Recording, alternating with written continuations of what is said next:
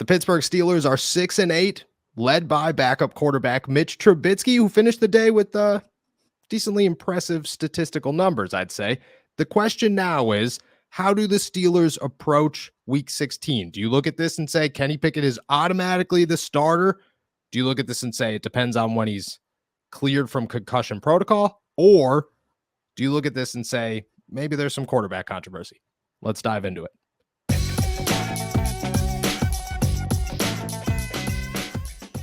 What's up, Steelers Nation? Thank you for jumping on to another episode of All Steelers Talk. I'm Noah Strackbein, joined always by my main man, Steven Thompson. Find us on youtube.com/All Steelers Talk or anywhere you get your podcasts. And we're diving deep into the question. I don't know if you guys have seen my Steelers to go, but I like to stir the pot. I like to have a little controversy. You guys all know that.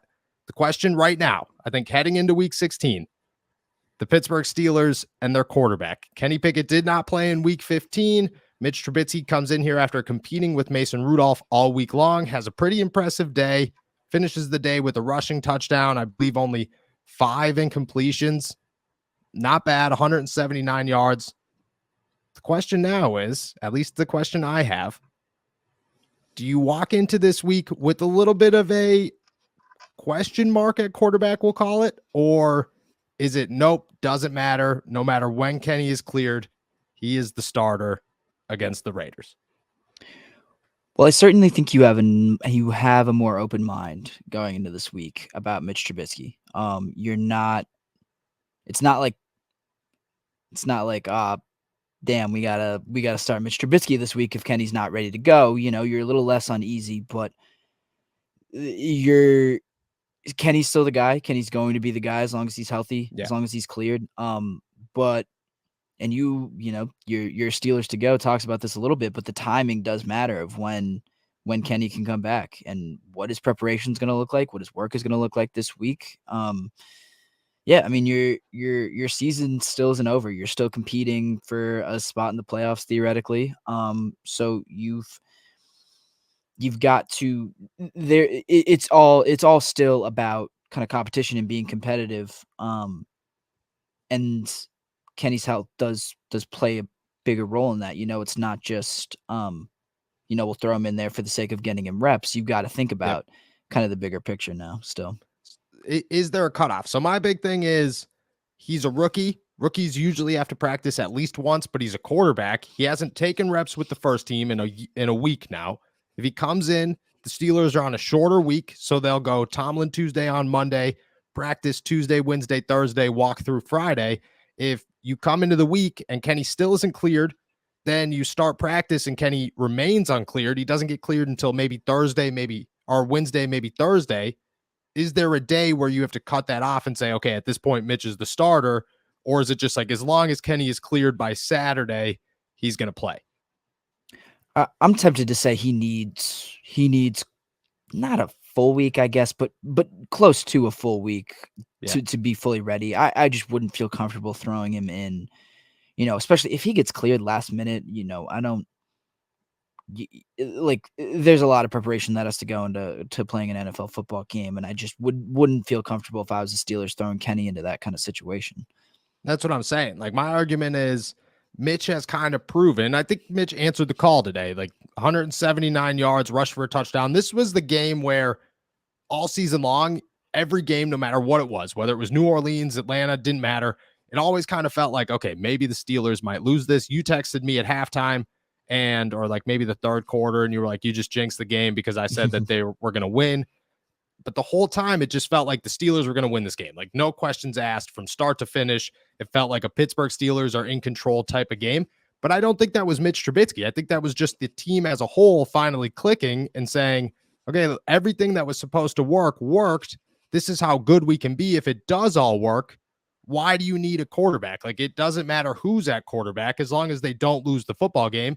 I think Mitch has proven this. Like, even when he was 1-3, before he got benched the first time, the situation was Mitch just doesn't have to lose football games. And I don't think he was losing football games. The team around him just wasn't winning football games. Now it's built to win football games. So I just feel like if it is Mitch out there, it doesn't really matter. Like, it doesn't hurt the team to say that. Plus, on top of that, your playoff chances are still on the line. Like, you're going to walk into Saturday and you're going to look at the situation and say, if we lose, we're done. Like, it's over. Season's done. Why would you do that and toss a rookie out there who, for one, has no practice, so he's going to be a little rusty, and two, if he does stink and you have to pull him because the season's on the line, it's going to hurt his confidence even more, right? And is that going to happen? Like, would you pull Kenny if he goes out there and has a bad game after a week of not practicing or 2 weeks of not practicing?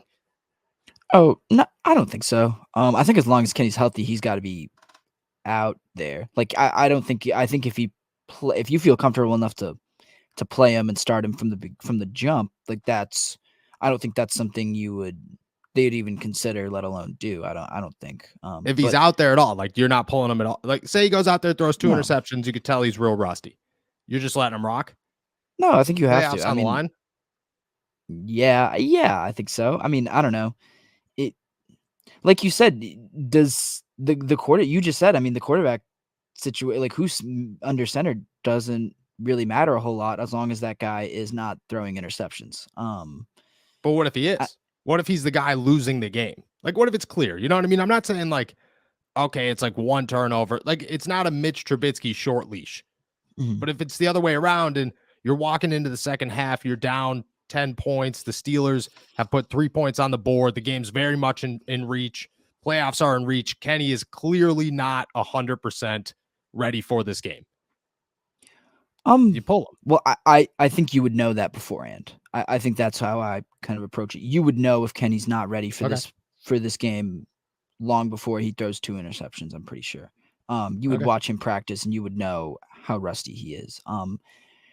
I just have a hard time believing there's a scenario where Kenny plays so poorly and Mitch is going to turn things around dramatically for it. Because the reality is also if Kenny's throwing 2 interceptions, I don't know if the game is still in reach, especially against a team like the Raiders, who I think are playing like much better football right now than they were at the beginning of the year. They are so talented. They can be so explosive on offense. Like it's hard to me to imagine that. It's hard for me to imagine that scenario kind of unfolding how you've kind of laid it out. So you're saying that Kenny's in there, and like I would agree with that. You know, I agree with your argument.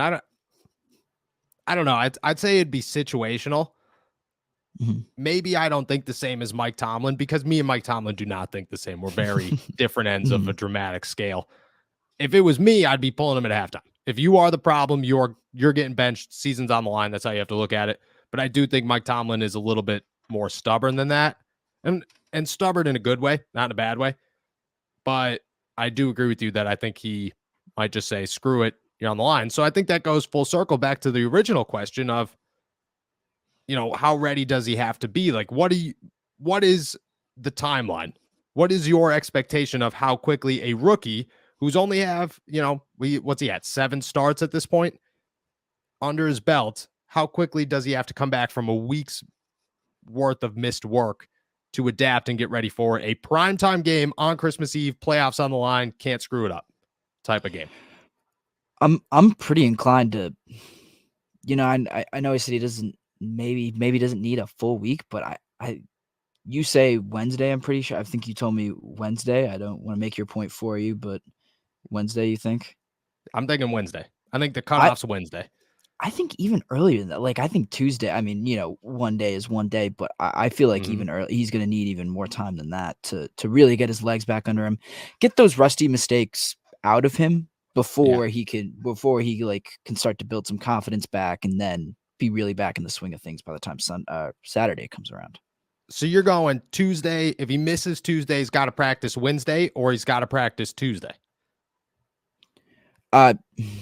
Wednesday's probably the absolute latest. Wednesday's the latest. I would agree. Tuesday. I think you got to practice Wednesday. Tuesday would be ideal. I think if he goes, if Tomlin talks and says, "Oh, Kenny's cleared, it's over, everything's totally fine," totally different story. You know, at that point, you got the whole week to adjust. You're gonna get back. You got to return eventually. Like, even if Kenny does miss another week, if he was cleared on Saturday morning, wasn't able to play on Saturday, Monday morning, you're taking reps. Like, you're the starting quarterback again. No questions asked. So at that point, like, you know, you need to give him time. But agreed. Like, I just think that at some point you got to worry about the future more than anything. And I think Mitch handled the call today. Like, Right. me and you kind of could both agree that it was more of a message than anything, the whole competition with Mason. It was just like, hey, Mitch, don't screw this up because you definitely got us upset with how poorly you played against Baltimore. He answered the call. I think he played fine. And again, I think the Steelers proved that, you don't really have to do anything crazy to win football games. It doesn't really matter who your quarterback is. Yeah. And I mean, that was a good, like, let's not avoid the fact that was a pretty good Carolina defense. Like, Oh, yeah. that was not a completely easy. That was not a completely easy situation for Mitch.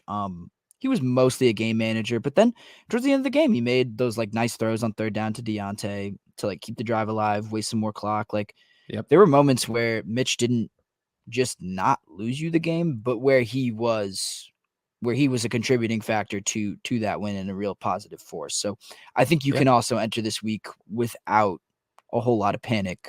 That same kind of panic that I think many people had entering last week. Yeah, 100%. I think his connection with Deontay kind of helps his argument as well. Like, they looked really in sync, more in sync than Deontay's looked all season long. And I think that just, again, goes back to the point of he knew that he had to make up for time lost and for everybody kind of giving up on him. And I think that he did well. I think that he did well.